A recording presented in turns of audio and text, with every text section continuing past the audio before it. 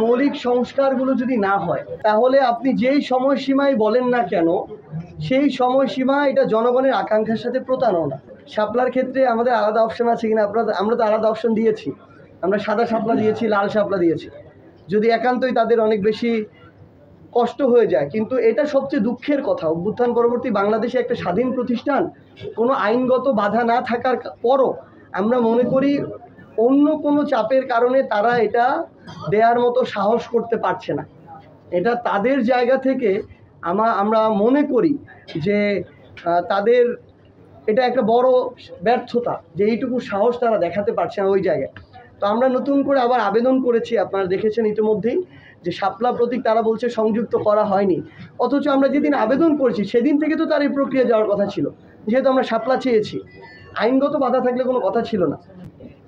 আওয়ামী লীগের তাদের জায়গা থেকে যদি আপনি বলেন, এখানে তাদের কিছু যেগুলো কুকর্মের দোসর কালপ্রিট, তারা কিন্তু এমন অনেকে আছে যারা ওই 5ই আগস্টের সময়ে বা একটু আগে পরে যে কোনোভাবে যে কারো সহযোগিতা দেশ ছেড়ে পালিয়েছে।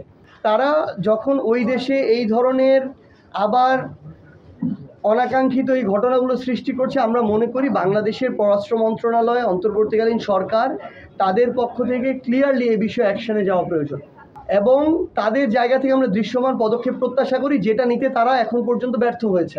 মাহফুজ আলম ছাত্র উপদেষ্টা তিনি যখন এরকম একটা ঘটনার মধ্য দিয়ে যান, পরবর্তীতে আপনি যখন আবার ছাত্রদের যে অভ্যুত্থানে যারা নেতৃত্ব দিয়েছে তাদেরকে নিয়ে আপনি একটি সফরে যাবেন, আপনার ওই প্রতিরোধমূলক ব্যবস্থাগুলো নিয়ে যাওয়া দরকার ছিল।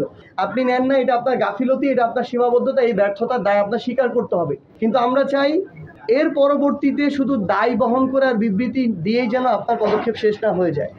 আপনাদের স্পষ্ট এগুলোর বিরুদ্ধে দৃশ্যমান ব্যবস্থা নিতে হবে, আমরা সেটার দিকে তাকিয়ে আছি। ফেব্রুয়ারির 15 তারিখের মধ্যে যে নির্বাচনের কথা বলা হচ্ছে, আমাদের দেখেন নির্বাচনকালীন যে সময় ফেব্রুয়ারি জানুয়ারি, এটা নিয়ে কিন্তু আমরা আমাদের জায়গা থেকে বিরোধিতা জানাইনি, কিন্তু আমরা আমাদের জায়গা থেকে জনগণের প্রত্যাশাটা তুলে ধরেছি।